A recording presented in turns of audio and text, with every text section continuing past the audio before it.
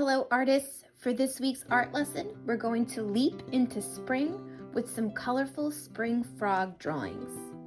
I'm going to show you how you can create a frog using some simple shapes and lines that we already know, and then we'll talk about background details such as the lily pads and the water lilies and the water in the pond and all of the wildflowers that can grow around it. For this lesson, you need a white piece of paper. Any size will do. You can use a black marker or crayon to draw the frog if you like, because it isn't too hard. Or if you would rather start with a pencil and then outline later with a black marker or crayon, that's also a choice. And if you're using a pencil, you should have an eraser handy just in case you make a mistake. When it comes to adding color to your picture, you can use markers and crayons, or if you'd like to get a little creative and maybe try some watercolor paint for the water, or if you want to use some water on top of the markers to get that watercolor effect, that's a possibility too. Your choice of materials. So let's grab all our stuff and get ready to make some spring frogs. Before we begin, let's take our paper in front of us and turn it horizontal across. That way we have plenty of room for our frog in the center and enough space that we could draw the pond with the water lilies and lily pads around it. So we're going to start with the frog, and that's going to be the main part of our picture. So that means the main part is the biggest part of our picture. So we don't want to make our frog too small. We want to draw nice and large. So I'm going to start my frog towards the center, and once I pick my spot, I'm going to make a little dot so I don't forget.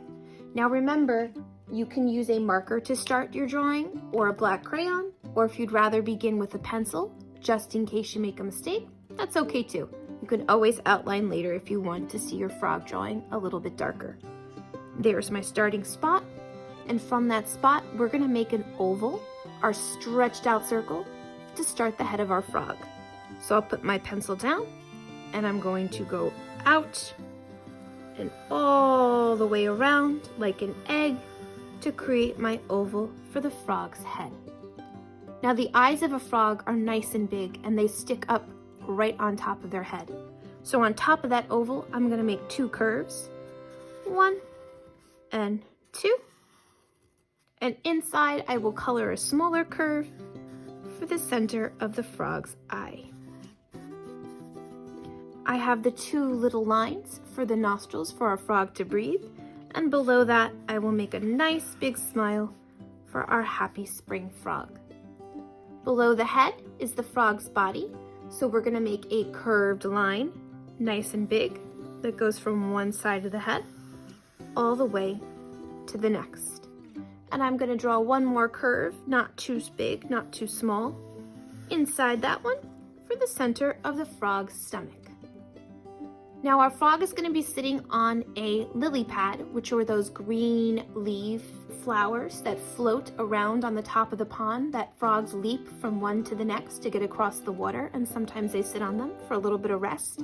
So because our frog is sitting, we're going to see two frog legs in the front and two frog legs in the back.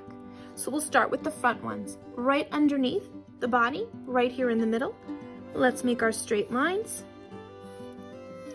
And then I'm going to make their webbed feet as if I was making a W. 1, 2, 3. 1, 2, 3. Now the two frog legs in the back are going to be a little bit different because he's sitting. So we're going to move up to the side of our frog's body, and we're going to start with a curved line down, like I'm making a sideways J, almost like a hook. Same thing on the other side. The webbed feet in the back are going to be a little bit bigger. So I'm going to go right where I ended. I'm going to go 1 curve, 2, and 3, and then take that line and go back to the body. Same thing on the other side. 1, 2, and 3. And there's our frog. Now you could leave your frog just the way it is, but some frogs have spots of a different color. Sometimes they are yellow and sometimes they're brown or a darker green. If you want your frog to have spots, you would simply just draw some little circles that you can color in a different color in a minute. If not, you could leave your frog just the way it was. Okay. Once your frog is all drawn, you can outline it with a black marker or crayon if you want to see it a little better, if you drew with a pencil first. If not, you can go right to coloring. You can use your crayons and markers. Remember, frogs are green, and if you made the spots, they could be yellow or brown. It's up to you, right? And when you're all done, it'll look a little bit like this. Here's my frog all colored in. Green, and I made yellow spots.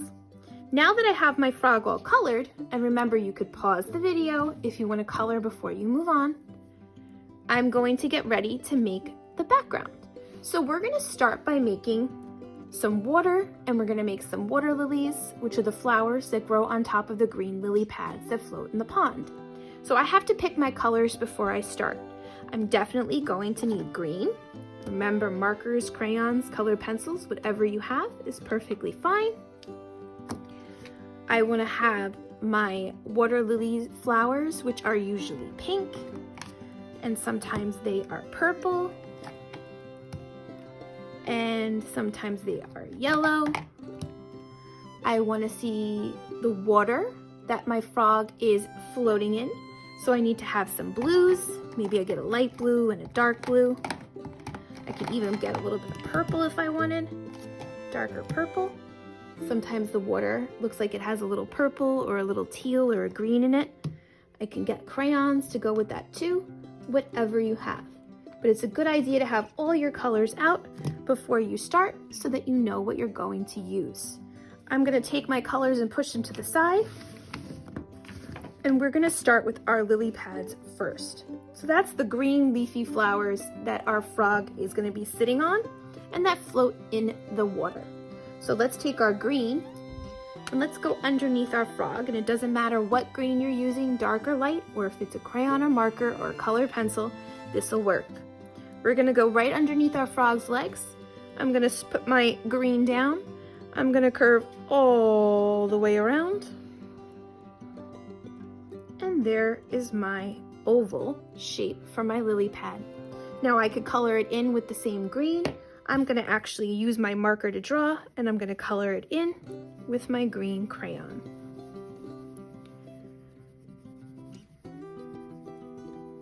All colored.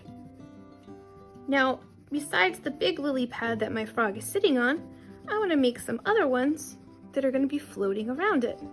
So I'm going to take my green, and I'm going to go around in some different spaces and make some other ones around my frog.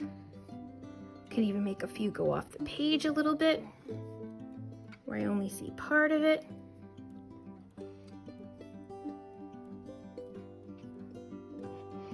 As many as you want, it's up to you.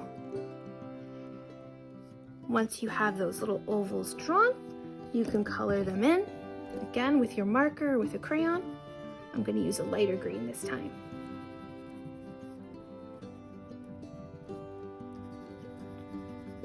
Once my lily pads are done, we get to put those colorful water lily flowers on top of them. A lot of times, there's these beautiful flowers that open up on top of these lily pads. They come in different colors.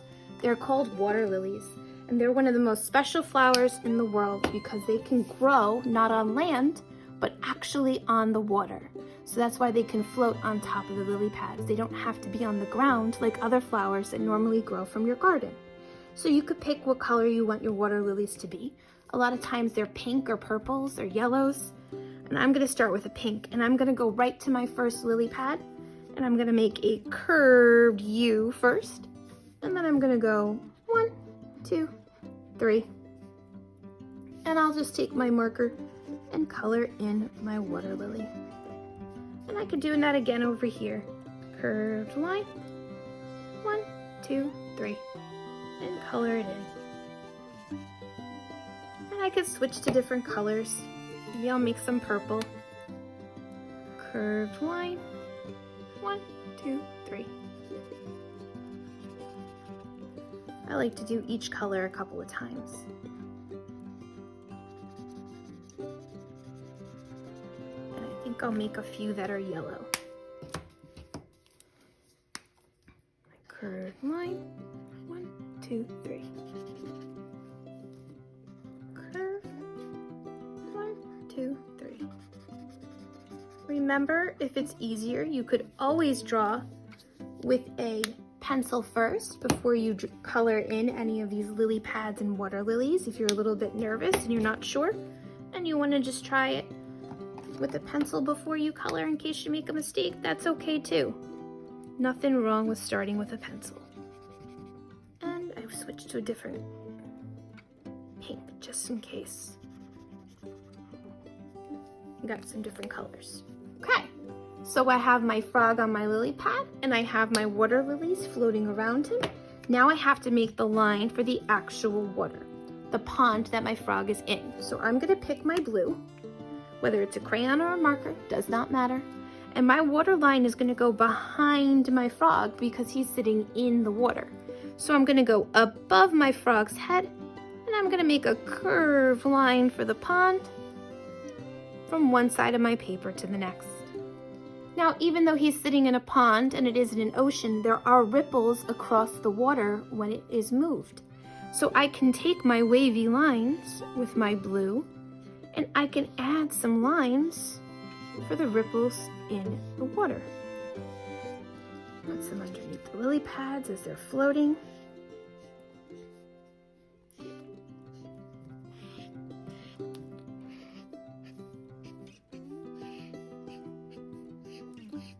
Right, and maybe I switch to a different blue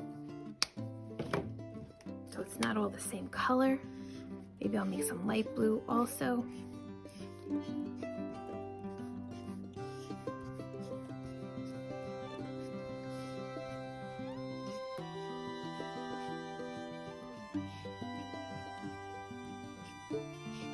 Maybe even some purple, because sometimes you see like reflections of some dark blue or purples in the water.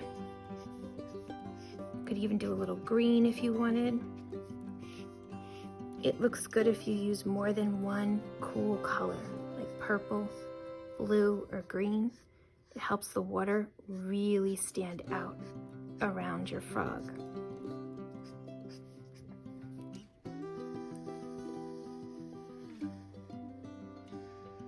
And there you go. There's my frog in the pond floating on the water. Now, before I talk about finishing up the rest of the blue for the water, this space above is the background behind the water. Now, a lot of times when you go to a pond or a lake, you'll notice that there's really tall grass that grows around it. So I could take my greens and I could take green markers, I could take green crayons, and maybe in that background space, I just simply make some tall grass that's growing around the pond. And all I'm doing is making straight lines that go from the line of the water up towards the top of the page. Real easy. And maybe I add another color green to make it a little more interesting. Our pictures always look better if we use different shades of colors. Maybe one dark and one light. Makes all of our images pop. And sometimes on those tall grass, there grows these really pretty flowers. So I could take a flower color like pink or red, and I could just color some little spots on some of those grass lines so that it looks like there's pretty flowers growing around my lake or pond. They're called wildflowers. Make some that are red. Just giving the illusion of little wildflowers growing far away. I could even take a brown crayon or marker and I can make those tall brown reeds that grow sometimes by a pond. They're the ones that have that little circle on the top. And just by layering my different colors, I started to make it look like wildflowers in the background. And there you go. And I could add more if I had more space. I only have a little bit of space, but if you have more, you could add different kinds of flowers if you wanted. You could even add maybe the start of some trees in the background. Depends on how big your paper is and how much space you have to fill in. Now, when it comes to finishing the water, My little trick is I used markers to make my lines. So because markers are darker than crayon, I can take a crayon and I can color right over what I drew. And it won't mess up my markers, and I will still see everything I made, and it will simply fill in the rest of my space. And I would keep going until all of my water was colored in. If I used crayons to make those lines, you just would simply color a little bit lighter over the top, or just find a lighter shade of blue. That way, your coloring from your lines won't get messed up either. So I would continue to go until it was all filled in. Here's one, all done, with my water all filled in, and all of my water lilies and everything colored in neatly and completely. Now, another possibility for your water is if you wanted to, you could paint it in. If you had watercolor paints, you could put blue paint and you could paint the rest of the water in. Or we've talked about how you could add water to markers by simply just taking clear water and a brush and going right on top of what you made, and the water will help that washable marker spread, and you could fill in the rest of the space and it'll become blue water. And again, you'll still see those marker underneath. So that's another idea of what you could do. Remember, if you're going to use the water, a little bit of water goes a long way, and to go around your frog so that it doesn't turn blue. You just want the water blue, and to be careful when you go around your water lilies so you can still see the colors that you colored them in. So it's up to you what materials you want to use to finish your picture. Take your time with your work. Remember, you can stop the video as much as you want so that you can catch up to each step and then start again when you are ready. Good luck with your frogs, and I can't wait to see what they look like when they are done.